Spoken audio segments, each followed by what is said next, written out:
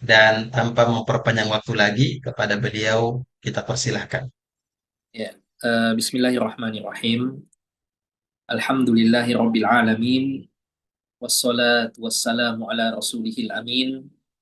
Nabiyina wa habibina wa kudwatina Muhammadin. Wa ala alihi wa sahbihi wa mawalah. Wa la hawla wa la quwwata illa billah. Allahumma aftah lana kulubana wa alhimna rushdana wahdina siratakal mustaqim. Inna nas'aluka ilman nafi'an wa imanan thabitan wa yakinan rasikhan wa qalban khashian wa lisanan dzakiran wa rizqan halalan thayyiban wa amalan salihan mutaqabbala.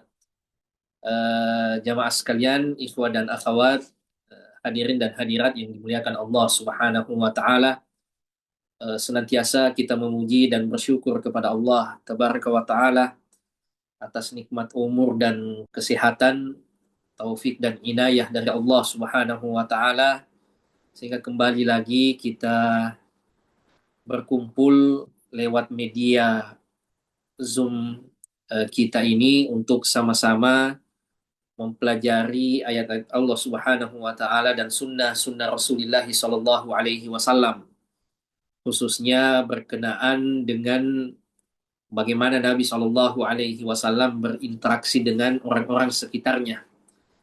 Ya, di antara sesuatu yang lumrah dalam kehidupan kita, ikhwan dan akhwat sekalian, adalah adanya orang-orang yang tertimpa musibah atau bala.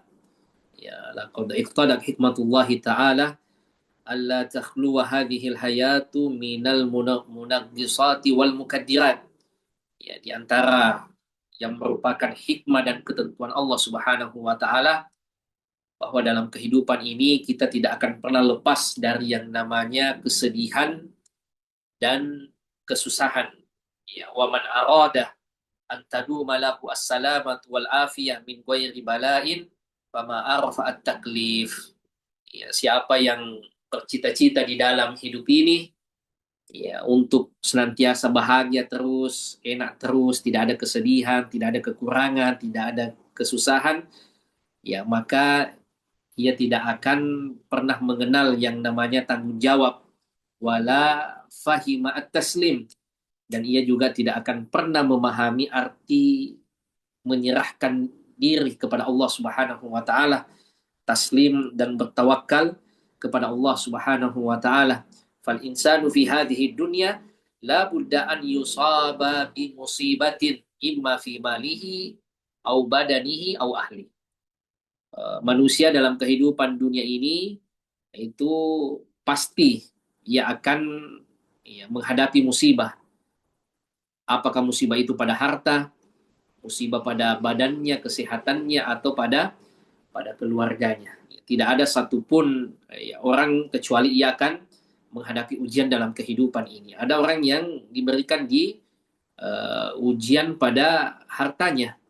Ya, kekurangan harta, ekonomi agak berat, finansial yang tidak stabil, ya, hidup yang harus sangat ya, sederhana, atau bahkan mungkin kekurangan. Ada orang yang menghadapi musibah yang demikian. Ada orang yang ya mungkin dari sisi finansial ekonomi bagus, tapi musibahnya dari sisi apa?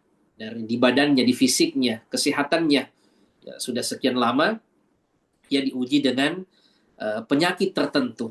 Ya, tidak sesehat orang. Ya, apa-apa semuanya serba harus terkontrol. Ya, ia tidak seperti orang yang bebas mau makan apa, mau beraktivitas bagaimana. Ada sebagian saudara kita dari sisi harta ya kaya, ya dia sudah merdeka finansialnya, ya sudah merdeka finansialnya, tetapi ujiannya itu pada kesehatan. Atau ada juga mungkin sehat dan hartanya ada, tetapi ternyata ya diuji dengan keluarganya. Apakah keluarganya yang wafat duluan, atau ada keluarganya yang tidak seperti yang ia harapkan. Nah, itu semua bagian dari ujian kehidupan. Makanya ya tidak ada dalam kehidupan ini kecuali ya ia pasti akan menghadapi musibah. Wa qad bayyana Nabi sallallahu alaihi wasallam anna man aradallahu bihi khairan fa innahu yubtaliyahu bil masaib. Dan Allah Subhanahu wa taala yang memberikan musibah, Nabi sallallahu alaihi wasallam menjelaskan bahwa kalau Allah menginginkan kebaikan pada hambanya, maka Allah mengujinya dengan dengan musibah. Jadi ini prinsip dasar yang harus kita pahami, ya, bahwa kita sebagai hamba, kita yang diatur, ya, bukan kita yang mengatur kehidupan ini. Nah, itu yang menjadi masalah berat kalau kita menghadapi musibah. Paradigma awal kita merasa memiliki, kita merasa menguasai, dan kita merasa mengatur. Nah, itulah yang membuat musibah itu semakin berat pukulannya, semakin berat untuk kita pikul. Kenapa? Karena kita merasa kita bisa mengontrol dan mengatur semua. Padahal status kita di dunia ini adalah sebagai hamba, orang yang diatur oleh Allah Subhanahu wa taala.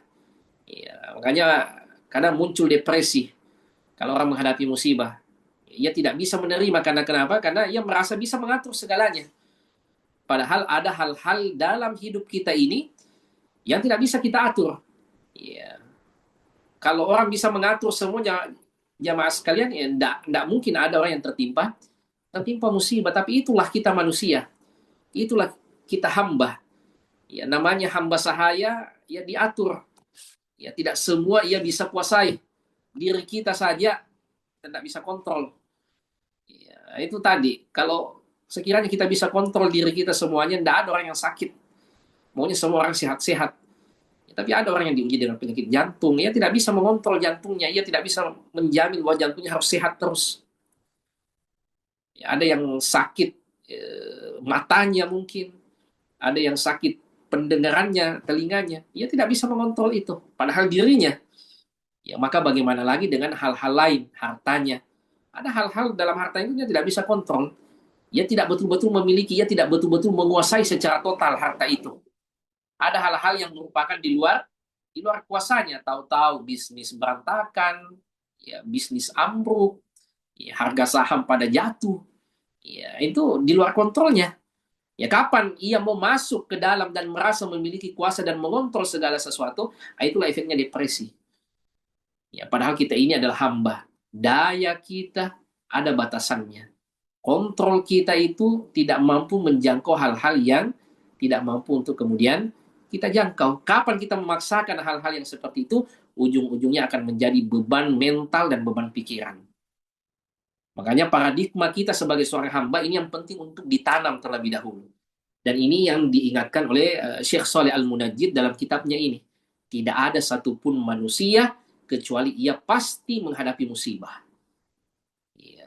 Ada orang menghadapi musibah dari sisi finansialnya, dari sisi kesehatannya, ya, atau dari keluarganya. Jangan ya, kita kira, apalagi di era keterbukaan informasi, era media sosial, orang cenderung memosting hal-hal yang menyenangkan, yang merupakan pencapaiannya. Lalu orang yang melihat yang mungkin tidak seberuntung dia itu mungkin merasa berpikiran, enaknya hidupnya ini, beruntungnya si fulan, ya hidupnya seperti ini kemana-mana, bisa jalan-jalan ke luar negeri, ya bisa setiap akhir pekan ke hotel. Ya. Kita tidak tahu musibah apa yang orang hadapi. Ya, kita tidak pernah tahu musibah apa yang orang hadapi, karena semua orang menghadapi musibahnya.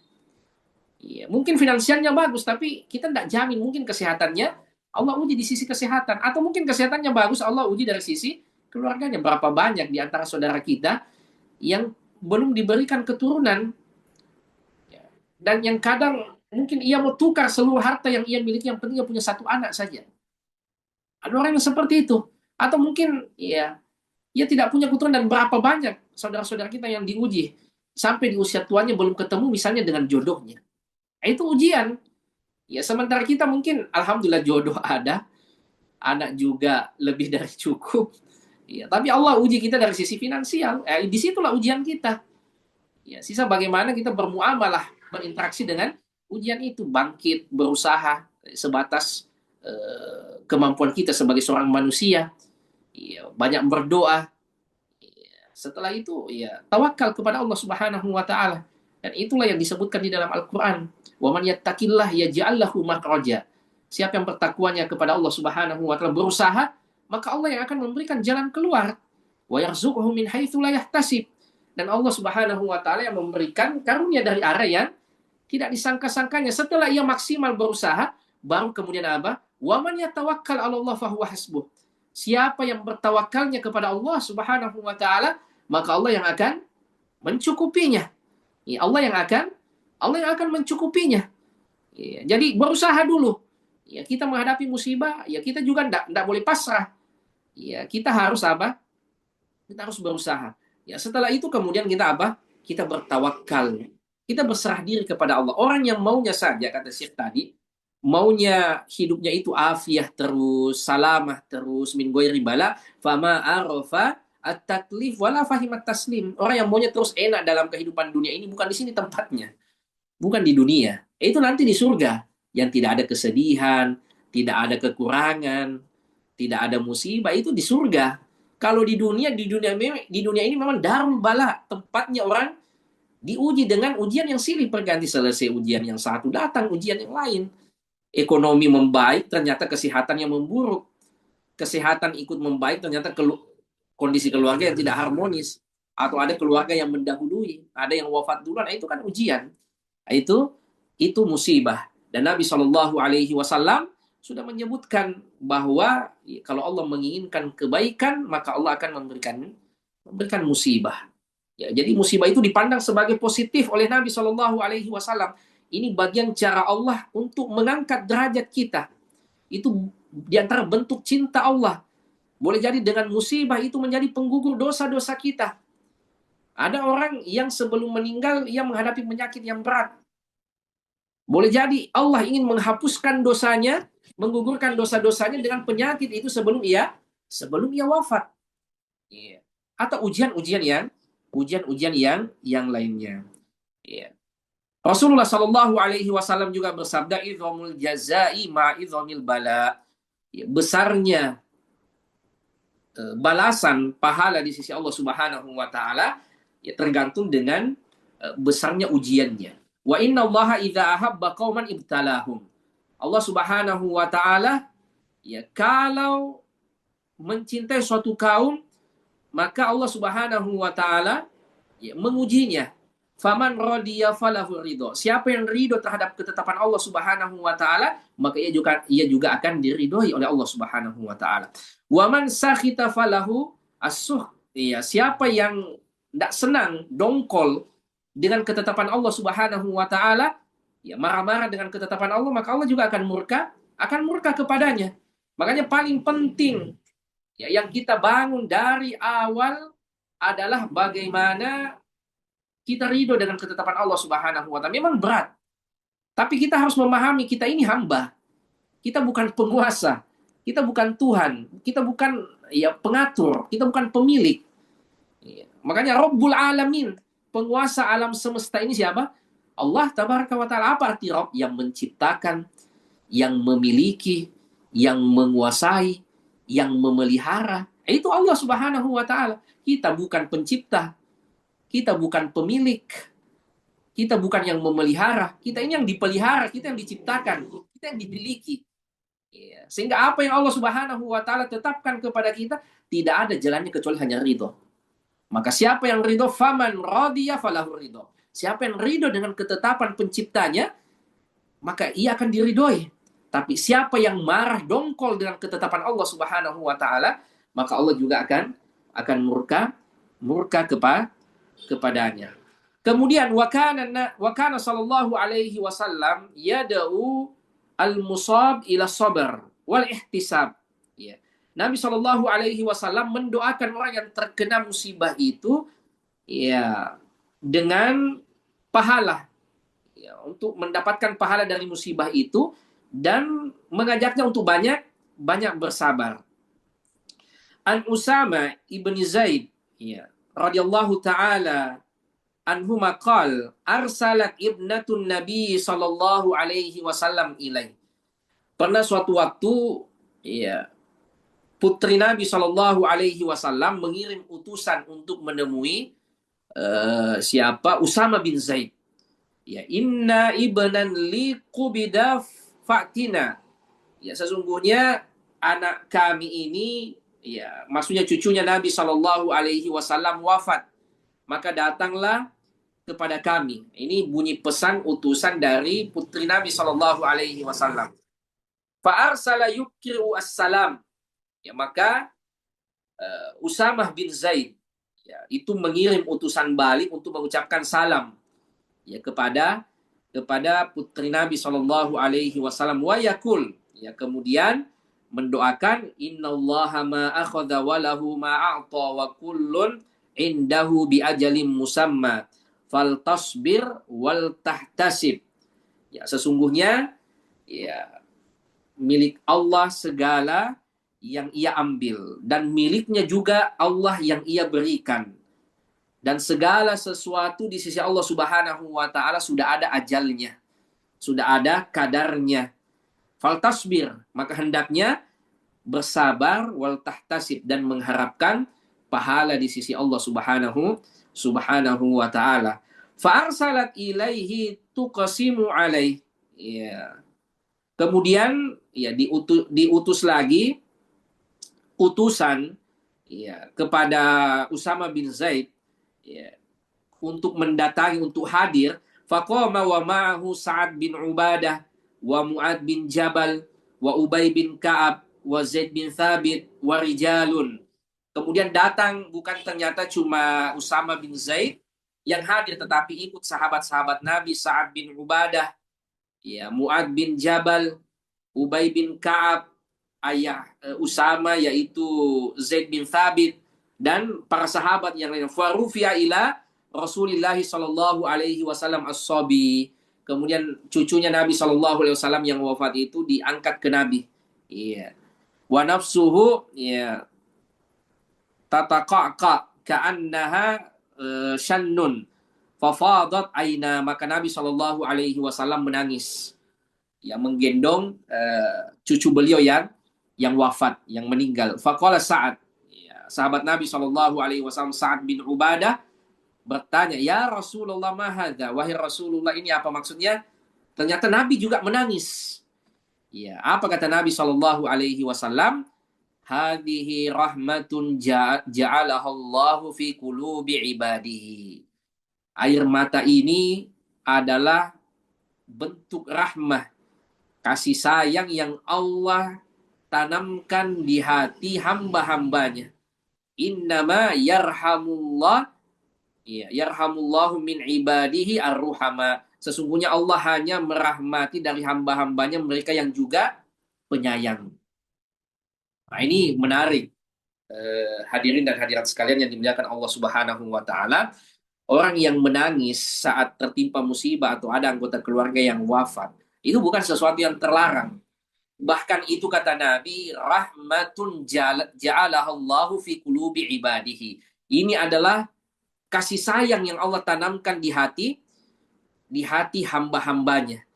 Itu menunjukkan kelembutan hati. Dan kata Nabi, sesungguhnya yang Allah rahmati dari hambanya adalah yang ruhama juga. Ya, yang apa? Yang juga penyayang. Jadi ya, jangan ditegur. Kalau ada orang tertimpa musibah yang meneteskan air matanya, tidak usah menangis. Itu justru tanda kebaikan. Itu justru menunjukkan kelembutan hatinya. Yang masalah yang tidak boleh kalau ia sampai apa? Melakukan niyaha. Apa itu? Ya, meratap, meraung-raung, memukul-mukul dirinya, mencabik-cabik bajunya, pakaiannya, merobek-robek pakaiannya, atau berteriak-teriak keluar ke jalan seperti orang yang tidak sadar. Itu yang tertolak. Itu yang tidak boleh. Tapi kalau ada orang yang wafat keluarganya, wafat saudaranya, kemudian ia meneteskan air mata, ia menangis, itu justru menunjukkan kelembutan hatinya. Justru yang aneh, kalau ada yang terkena musibah, anggota keluarganya yang meninggal, ia tidak menangis. Tidak nampak kesedihan. Ya, padahal kata Nabi, ya, hadihi rahmatun. Ini adalah rahmah. Ini adalah kasih sayang. Ja'alahallahu fi qulubi ibadihi. Yang Allah tanamkan di dalam hati hambanya. Dan Allah hanya merahmati hamba-hambanya yang juga penyayang, yang hatinya lembut. Nah, ini penting untuk kemudian ya melembutkan hati kita. Ya, kalau dengan musibah hati kita belum lembut, masih keras, maka kita hati itu mau dilembutkan dengan apa lagi? Dengan anggota keluarga yang sudah wafat, saudara atau keluarga yang sudah wafat, hati kita masih keras, masih membatu. Itu hati kita mau dilembutkan dengan apa? Dengan apa lagi? Makanya saat Nabi ditanya, ya, ternyata Nabi juga menangis. Justru kata Nabi, ini bentuk rahmatnya Allah. Ini bagian dari rahmat kasih sayang yang Allah tanam pada hati kita. Ya, pada hati hamba-hambanya. Dan Allah hanya innama yarhamullahu min ibadihi arhama. Allah hanya merahmati hamba-hambanya yang juga penyayang, yang lembut hatinya. Ya, jadi hadirin dan hadirat sekalian yang dimuliakan Allah Subhanahu wa taala, itu manusiawi kalau ada orang kena ujian ia meneteskan air mata, apalagi kalau ia meneteskan air mata di tengah kesunyian, ia merintih kepada Allah Subhanahu wa taala, itu justru menunjukkan kelembutan hatinya dan itu bagus. Ya, itu tanda-tanda yang memiliki hati yang betul-betul lembut. Iya, orang hati-hati yang memiliki rahmah yang Allah tanam kepada hatinya dan seperti itulah hati Nabi Shallallahu alaihi wasallam. Nabi menangis ya, saat anggota keluarga beliau wafat. Kadang ya sebagian kita kalau ada anggota keluarga jangan menangis. Ya, nanti sang jenazah tersiksa yang tidak ada lagi hubungannya. Ya, sang jenazah sudah selesai. Ingkota amaluhu. Ya, sisa yang kita ini yang ditinggalkan. Nah, menangis itu ya kata Nabi SAW, hadihi rahmatun. Air mata ini di antara bentuk rahmah ja'alahullahu fi qulubi ibadihi yang Allah jadikan atau tempatkan ia di hati hambanya. Innama yarhamullahu min ibadihi ar-ruhama. Ya. Kemudian sebelumnya tadi ada doa yang diucapkan inna lillahi ma akhadha. Sesungguhnya ya milik milik Allah segala sesuatu yang Allah ambil. Walahu ma a'ta. Ya, dan Allah Subhanahu wa taala memiliki segala sesuatu yang Allah berikan. Apa yang Allah berikan dan apa yang Allah ambil itu semuanya adalah milik milik Allah Subhanahu wa taala. Itu lagi kembali ke paradigma awal kita bahwa kita ini sebenarnya tidak memiliki apa-apa. Dan itu yang harus ditanamkan dalam kehidupan kita. Kita ini bukan siapa-siapa dan kita tidak memiliki apa-apa. Kita ini hanya hamba. Diri kita saja kita tidak miliki. Diri kita ini miliknya Allah Subhanahu wa taala. Makanya kita tidak boleh menyakiti diri sendiri. Karena diri kita ini adalah amanah, fisik kita ini adalah amanah dan betul kita tidak bisa kontrol. Kita tidak bisa kuasai. Iya. Makanya doanya orang yang terkena musibah itu ya, atau ucapan kepada orang yang terkena musibah itu innalillahi ma akhadha wa lahu ma a'ta. Memang segala milik Allah Subhanahu wa taala. Iya. Apa yang Allah berikan dan juga miliknya Allah Subhanahu wa taala apa yang Allah ambil. Iya. Inilah perincian dari apa yang Allah Subhanahu wa taala firmankan inna lillahi wa inna ilaihi raji'un. Semuanya kita ini adalah milik Allah dan semuanya kita akan kembali kepadanya. Yang jadi masalah kalau keakuan kita yang tinggi itu berat. Orang yang keakuannya tinggi, merasa istimewa, merasa memiliki, itulah yang akan berat pasti menghadapi ujian hidup. Kenapa? Ya, karena ia merasa istimewa dan selalu rasa kecewa itu berangkat dari merasa istimewa. Ya, coba kalau dari awal ia merasa paradigma itu bukan milik saya, keluarga saya ini bukan milik saya, harta saya ini bukan milik saya, badan saya ini bukan milik saya. Makanya ada kisah seorang sahabiah yang luar biasa, ya, Sayyidah Ummu Sulaim radhiyallahu taala anha, ya, yang bersama dengan suaminya Abu Thalha Al-Ansari. Ya, beliau punya anak yang lagi sakit, ya, yaitu Abu Umair. Suaminya ke masjid, tahu-tahu ternyata anaknya di belakang yang di rumah itu wafat. Ya, saat sang suami lagi di masjid sholat isya. Selesai sholat isya karena Abu Thalha Al-Ansari ini orang yang sangat dermawan. Meskipun anaknya sakit, ia ajak ya, jamaah masjid itu ke rumahnya. Ya, padahal ternyata sebenarnya anaknya sudah wafat. Ya, tapi Ummu Sulaim itu berpesan, ya, berpesan kepada siapa? Kepada orang-orang yang ada di rumah, jangan ada seseorang yang mengabarkan kepada suaminya bahwa anaknya sudah wafat. Ya, nanti ia yang menyampaikan langsung. Ternyata suaminya datang dengan tamu. Ya, dan pertanyaan pertama suaminya, bagaimana keadaan anak kita? Ya, Ummu Sulaim mengatakan ia lebih baik, ia lebih tenang dari yang tadi. Ya, memang lebih tenang karena sudah wafat dan ia tidak berdosa, ia tidak bohong. Ia layani suaminya, ia layani tamunya, kemudian tamunya pulang, ia pun kemudian melayani suaminya sebagaimana lumrahnya suami istri, hubungan suami istri. Nanti di penghujung malam, ya, baru kemudian Ummu Sulaim sampaikan kepada suaminya Abu Talha Al-Ansari. Ya, wahai suamiku, bagaimana menurutmu kalau ada seseorang ya, yang meminjam sesuatu sudah lama dan ia menikmati pinjaman itu. Ya, hingga kemudian sang pemilik sudah mau mengambil barangnya. Ya, tapi orang ini keenakan, ya, merasa memiliki dengan pinjaman itu. Ya, kata Abu Talha Al-Ansari, ya itu tentu saja tidak baik, tidak adil. Ya namanya orang minjam, ya bukan miliknya. Mau tidak mau, suka tidak suka, kalau sang pemilik sudah mau mengambil barangnya, sudah harus diserahkan dengan legowo. Karena ia asalnya hanya peminjam. Ya, dan ini cerdasnya seorang Ummu Sulaim. Ya, ia tidak langsung mengabarkan tentang kematian anaknya, tapi ada intronya. Intronya itu luar biasa, mengajak dulu berpikir. Ya, lalu ia menyampaikan, wahai suamiku, sesungguhnya anak-anak kita sudah diambil oleh pemiliknya. Anak kita itu bukan milik kita. Kita dipinjami sekian sekian lama. Kemudian pemiliknya sudah mengambilnya. Allah Subhanahu wa taala sudah mengambil miliknya. Ya, baru kemudian Abu Talha ya itu sadar, oh ternyata anaknya sudah wafat. Tapi ia lebih bisa menerima karena kenapa? Dia punya istri yang luar biasa. Mengajak berpikir dengan betul-betul paradigma seorang mukmin yang luar biasa. Kita ini hamba. Kita tidak memiliki apa-apa. Kita bukan siapa-siapa. Inna lillahi wa inna ilaihi raji'un. Semua kita ini adalah milik Allah Subhanahu wa taala dan semuanya kita akan kembali kepada Allah. Ya. Inna lillahi ma akhadha wa lahu ma ata. Miliknya Allah segala yang diberikan dan miliknya Allah segala yang diambil. Apa yang diambil itu memang bukan milik kita. Apa yang diberikan untuk kita sebenarnya itu bukan milik kita juga. Itu tetap milik Allah Subhanahu wa taala. Wa kullun indahu bi ajalin musamma.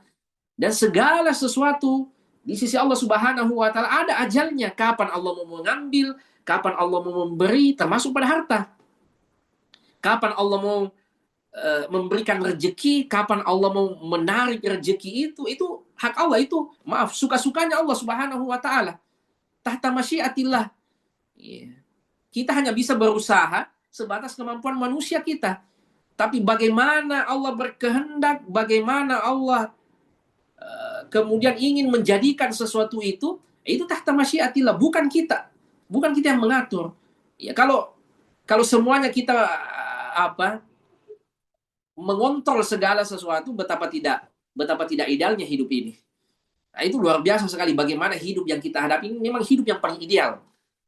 Ya, ada usaha, takdir tersembunyi belum kita tahu. Kemudian ada ujian yang dengan hal-hal yang tidak kita senangi. Kadang-kadang kita diuji dengan hal-hal yang memang kita impi-impikan. Nah, itu juga sebenarnya bagian dari ujian. Ada orang yang cita-citanya tercapai, apa yang saat ini ia idam-idamkan, itu juga bagian dari ujian. Ya, dan model hidup seperti inilah yang ideal. Coba kalau semua takdir dari awal kita sudah tahu. Semua orang bisa mengontrol apa yang ia inginkan dalam dirinya, dalam hartanya, dan orang sekitarnya. Dunia ini tidak jadi darul bala. Bukan ujian namanya. Itu kapan seperti itu berlaku? Nanti di surga. Ya, nanti di surga segala sesuatu yang kita inginkan ada semua. Ya, tapi kalau di dunia tidak seperti itu tabiat dunia. Tabiat dunia ini adalah darul bala. Ya, jadi inna lillahi ma akhadha wa lahu ma ata. Ya, segala milik Allah Subhanahu wa taala yang Allah ambil dan yang Allah beri. Wa kullun indahu bi ajalin musamma. Isbiru, ya, bersabar. Ya, kalau ada sesuatu sudah tiba masanya, ya, maka bersabarlah. Fa inna kulla man yati, ya, segala sesuatu yang datang itu ada ajalnya. Waktunya pulang, ada yang datang mau tidak mau pasti akan pulang, ada yang terbit, ada yang tenggelam. Ada yang datang, ada yang pergi. Seperti itulah kehidupan. Ya, wa min fawaidil hadis, ya, dari hadis yang kita baca tadi, hadis yang diriwayatkan oleh Imam Bukhari dan Imam Muslim, ya, jawazu istihdar zawil fadl, ya, li rojai du'aihim. Eh, Bolehnya kita mengundang orang yang memiliki keutamaan saat kita tertimpa musibah untuk didoakan olehnya. Ya, seperti putri Nabi Shallallahu Alaihi Wasallam, ya, itu ia memanggil siapa? Memanggil Usama bin Zaid. Ya, ia panggil dan minta didoakan juga oleh Nabi Shallallahu Alaihi Wasallam, didoakan oleh sahabat-sahabatnya. Maka ini penting. Kalau kita mendapat musibah, mungkin kita butuh, ya, orang-orang yang membantu kita, teman curhat, bukan kita pendam sendiri, atau yang orang yang kita percaya bisa mendoakan kita, itu bukan sesuatu yang terlarang. Ya, kita memiliki musibah, ada murabi kita atau ustadz yang kita akui wiroinya, waraknya, yang kita minta didoakan. Ustadz, saya lagi menghadapi musibah yang seperti ini, tolong didoakan. Ya, itu sesuatu yang boleh, ya, sebagaimana yang dilakukan tadi oleh putri Nabi Shallallahu Alaihi Wasallam. Kemudian, ya, jawazul masyi ila ta'ziyah wal iyadah bi ghairi idni bi khilafil walimah. Ya, kalau ada orang terkena musibah, boleh kita datang memberikan takziah meskipun tidak diundang. Untuk menghibur, menguatkan, beda dengan walimah. Ya, beda dengan acara makan-makan, ya, khususnya walimatul urus, pernikahan. Ya, kalau pernikahan kita jangan hadir kalau tidak diundang. Ya, kalau ada acara pernikahan, ya, jangan hadir. Ya, kalau tidak diundang, itu tidak ini. Ya, tidak etis. Ya, nanti kita hadir kalau acara makan-makan itu, khususnya undangan pernikahan. Nanti kita hadir kalau kita diundang. Kalau kita diundang jangan hadir. Ya, jangan hadir. Beda dengan takziah, melayat atau menghibur orang yang terdampak musibah. Itu boleh kita hadir meskipun tidak diundang. Ya, syahidnya tadi dalam hadis gimana? Yang dipanggil oleh putri Nabi Shallallahu Alaihi Wasallam cuma Usama bin Zaid. Tapi yang datang ikut juga sahabat-sahabat yang lain. Sa'ad bin Ubadah, Mu'ad bin Jabal, Ubay bin Ka'ab, Zaid bin Thabit, warijalun. Ya, dan orang sahabat-sahabat yang lain. Ya, makanya sebenarnya kalau orang yang meninggal itu, atau keluarga orang yang meninggal itu, tidak bisa direpotkan. Ya, jangan direpotkan. Kenapa? Karena orang takziah itu jumlahnya tidak terkontrol. Yang tidak diundang, orang kan takziah itu, orang yang datang melayat, berbelasungkawa, menguatkan orang meninggal, itu kan tidak dibatasi. Beda dengan undangan pernikahan, karena kita mau menjamu. Itu harus terkontrol berapa undangan, berapa porsi yang kita siapkan. Makanya jangan hadir kalau tidak diundang. Karena kenapa? Karena tuan rumah sudah memperkirakan berapa undangan dan berapa jamuan yang ia akan hidangkan. Ya, beda dengan orang takziah. Orang takziah atau orang, ya, berduka cita, ya, orang yang pergi melayat, orang yang pergi menguatkan keluarga yang terdampak musibah, itu kan tidak dibatasi. Siapa saja tetangga, kerabat yang tahu beritanya, itu datang. Semakin banyak justru semakin bagus. Ia merasa ternyata banyak orang yang ikut berduka, ingin menguatkannya.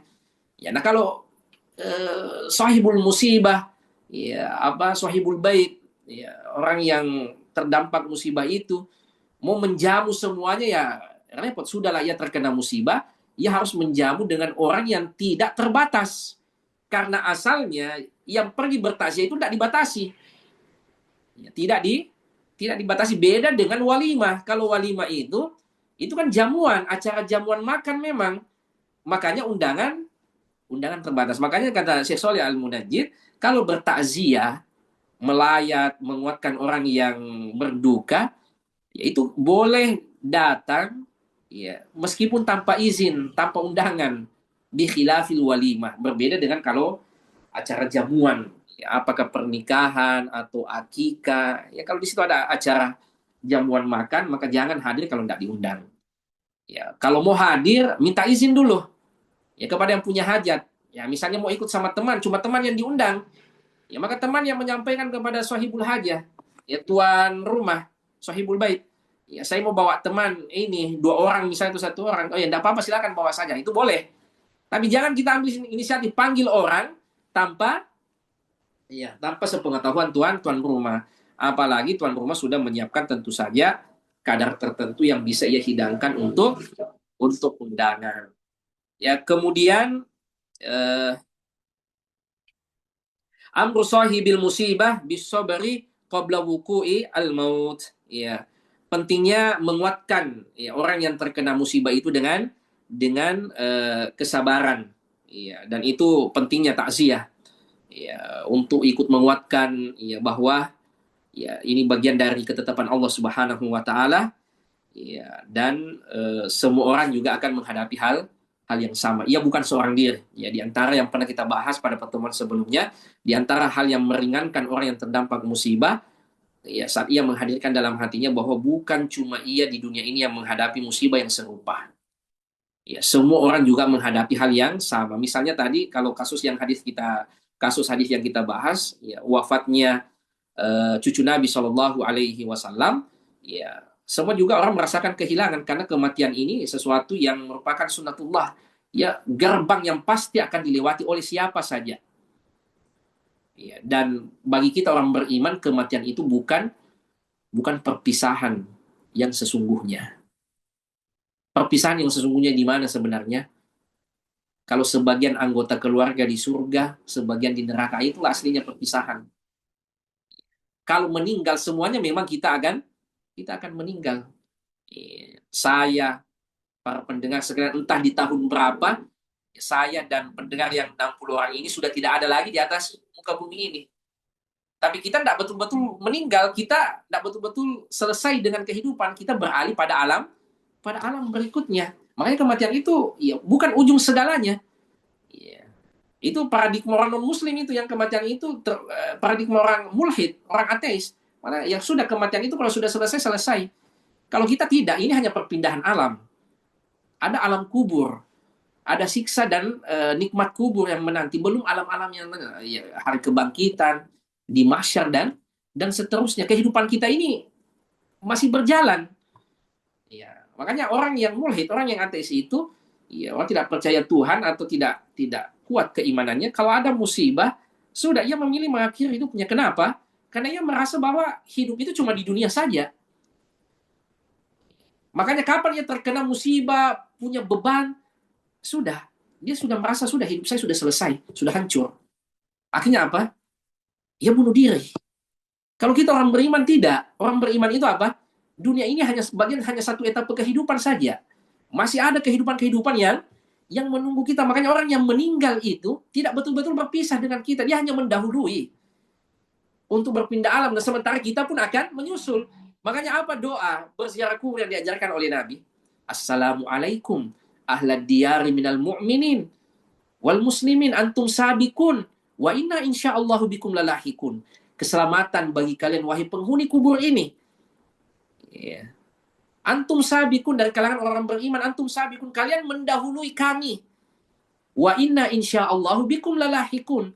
Dan insya Allah kami pun akan menyusul kalian berpindah alam juga. Berpindah berpindah alam juga. Makanya paradigma itu yang mesti ditanamkan pada diri kita. Kita adalah hamba, kematian itu adalah sesuatu yang pasti kita akan lalui. Maka kalau orang meninggal itu bukan akhir dari segala-galanya. Itu adalah akhir untuk ia berbuat di dunia. Ya. Tapi orang yang sudah meninggal akan menghadapi kehidupan yang selanjutnya. Ya.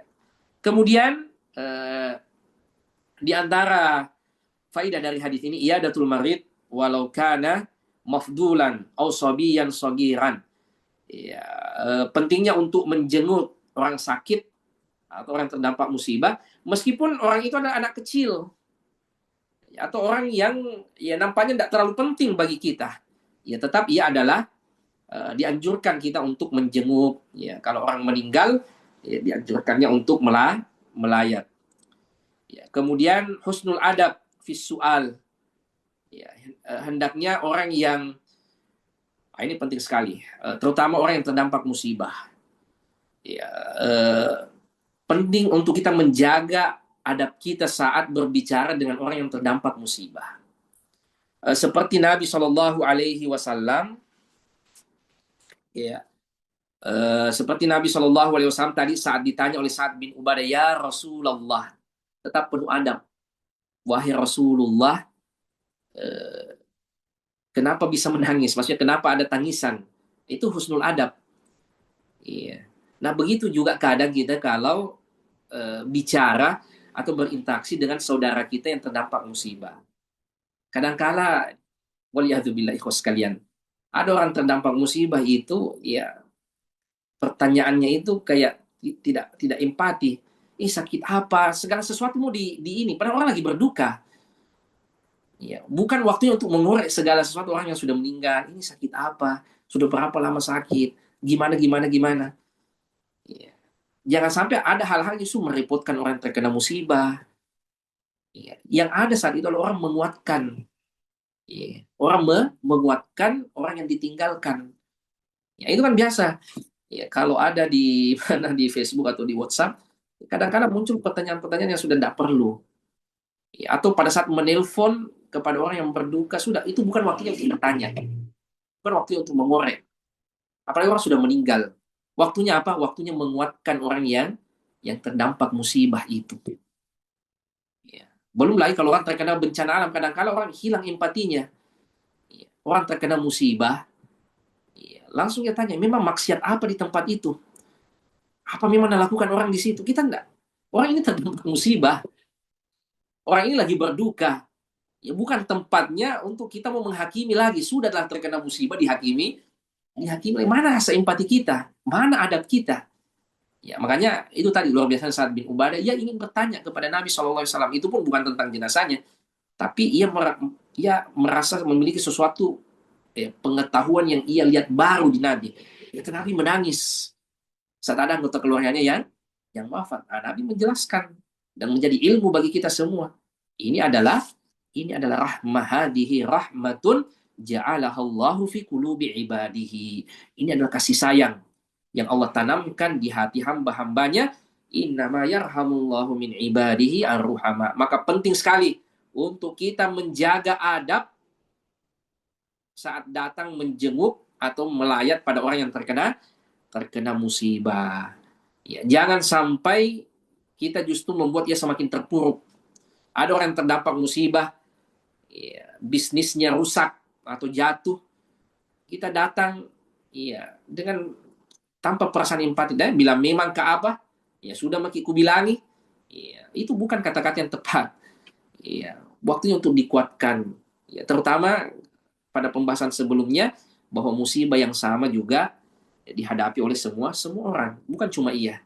Ya, bisnis yang jatuh misalnya, memang semua orang lagi agak susah, memang ekonomi misalnya. Banyak di antara juga saudara-saudara kita yang terdampak seperti itu, sehingga merasa bukan cuma ia yang mendapatkan beban, tapi orang-orang juga mendapatkan beban yang sama. Karena yang paling berat dihadapi oleh orang yang mendapat musibah kalau ia merasa cuma ia yang seperti itu di dunia ini.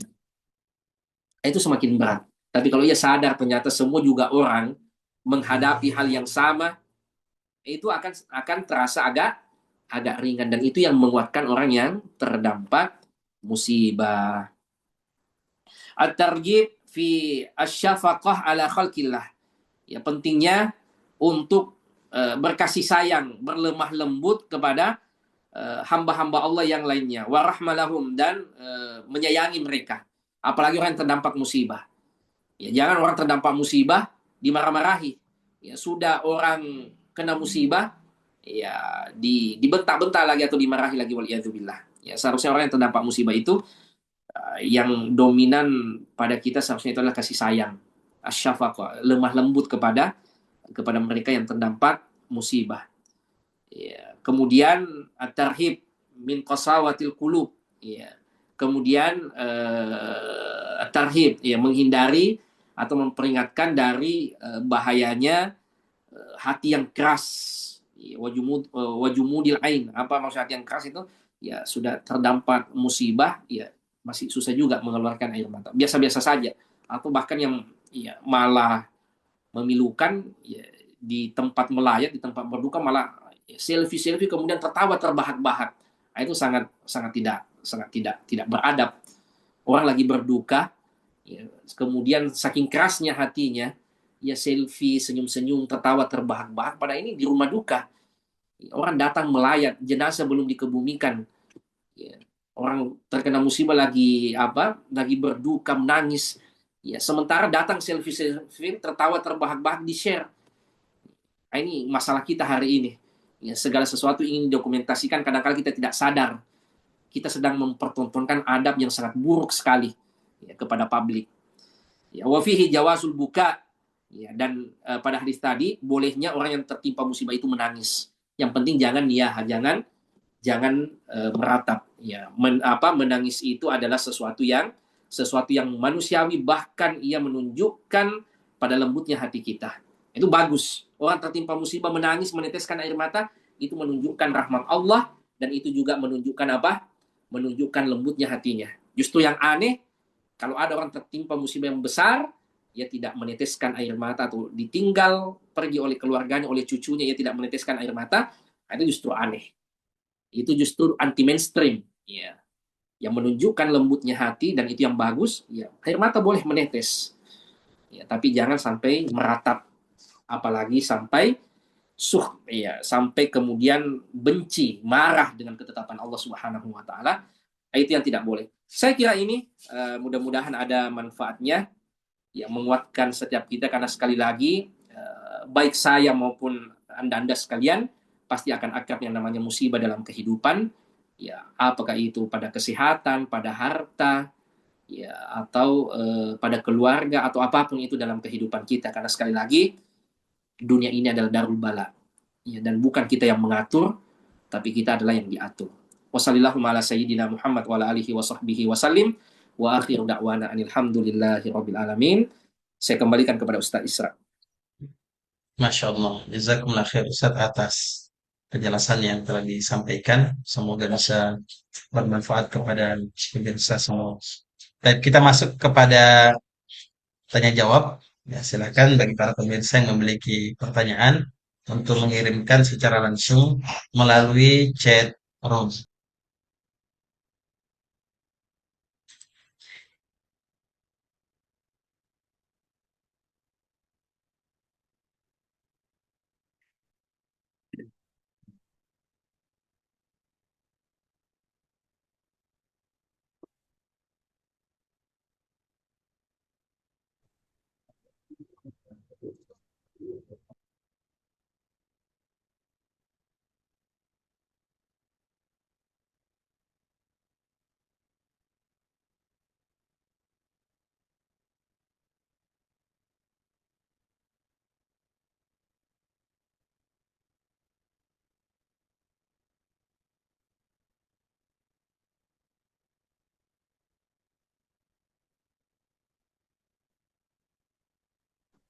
Eh, Afwan Ustaz, keluar hostnya.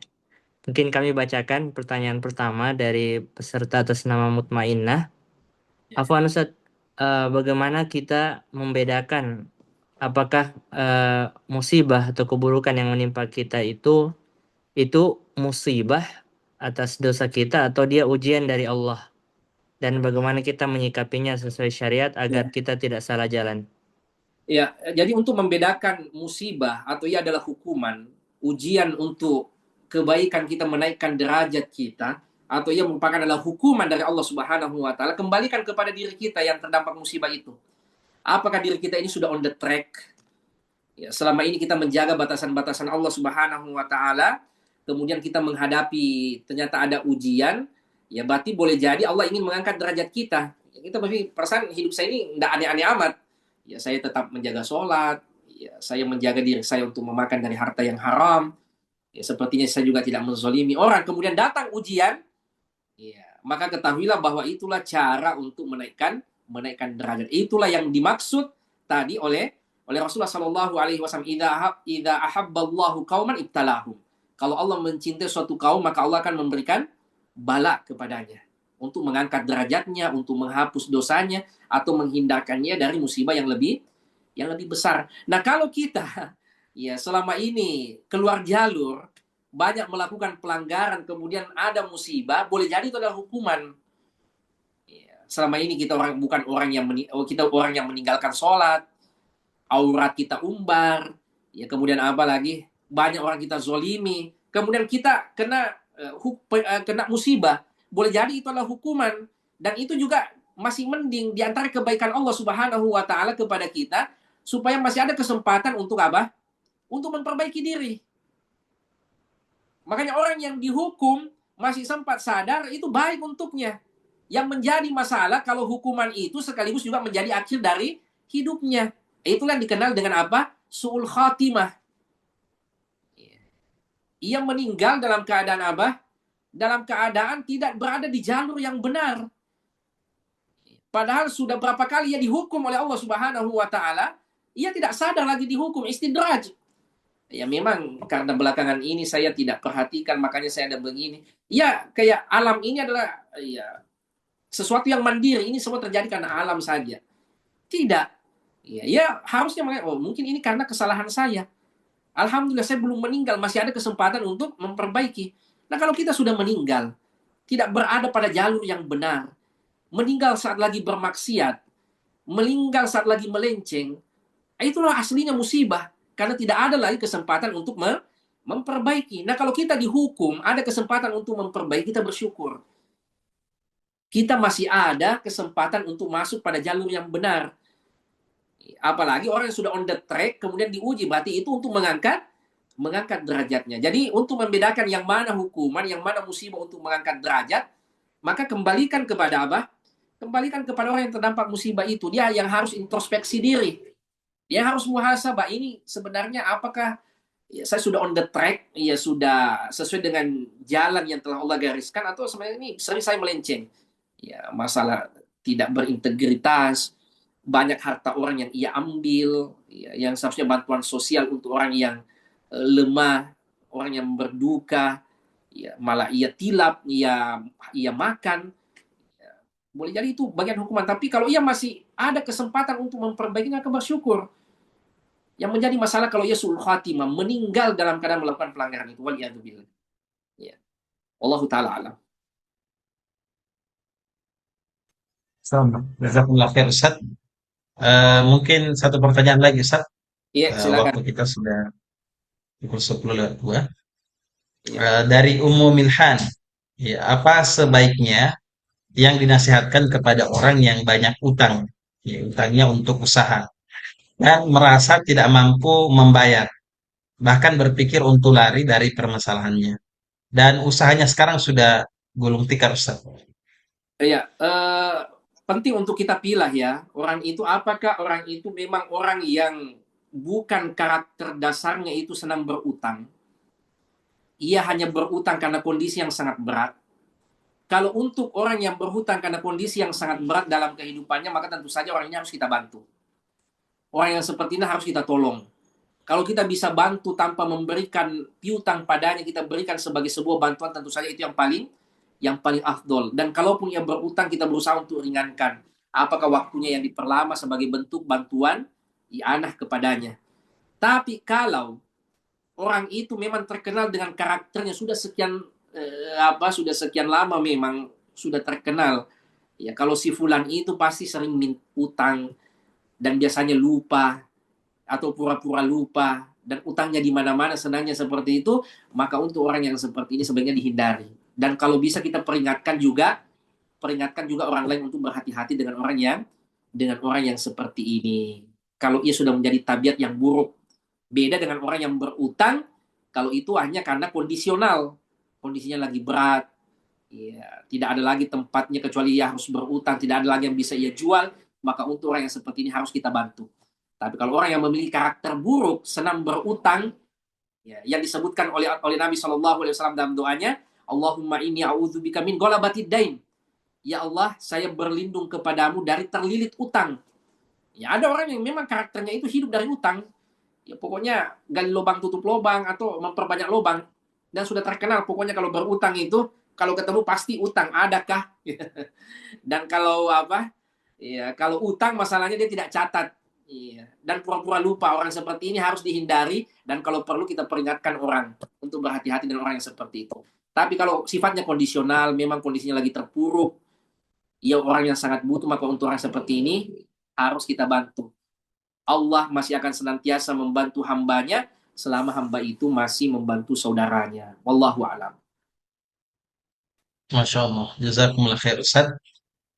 Dan berhubung waktu kita sudah jam 10:25 Ustaz, sebenarnya masih ada 2 pertanyaan. Kami mohon maaf kepada pemirsa yang pertanyaannya belum sempat untuk dijawab. Kita akan lanjutkan insya Allah di pertemuan-pertemuan berikutnya. Dan kepada Ustadz kami ucapkan jazakumullahu khair atas kesempatannya membersamai pemirsa pada malam hari ini. Semoga Allah Subhanahu wa taala membalas waktu Ustadz dengan sebaik-baik balasan. Kita tutup kegiatan kita dengan doa kafaratul majlis. Subhanakallahumma bihamdika asyhadu an la ilaha illa anta wa astaghfiruka wa atubu ilaik. Assalamualaikum warahmatullahi wabarakatuh.